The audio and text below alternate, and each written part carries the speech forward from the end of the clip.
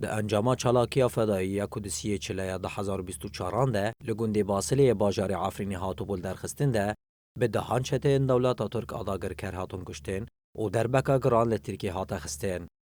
ده همان دمه ده پین شروان هزی رزگاری عفرینی که حیا کلیا خویا داوی شرکرنه به قهرمانی گشتن آستا شهادتی و ناوی خال رو پلاغ برخودانی عفرینی نویساندن. درباره چالاکی هزی رزگاری عفرینی ده کوچبرین عفرینی این کل کامپا برخودان دجین گوتن او به هزن خاصر بلندن و به وینو اصرار هزی رزگاری عفرینی ده عفرین وگره. دادی سی مهجی چالاکی کهوالا چکر هزار از گره عفرینی اما هزو مورال جگرد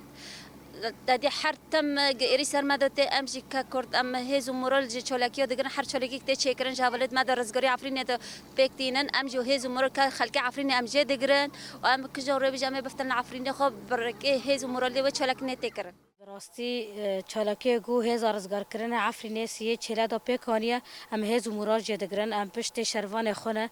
اردوغان چه دکملا بکه ام دسته که ددن هزار ازگار کردن عفرینی حیاک و نختاک خوین جان مده های ام پشگری هر تم بدن هزار ازگار کردن عفرینی هزار شروان خو ام لپشت وانه چه بکملا بکه تنکانه مجاب قط بکه.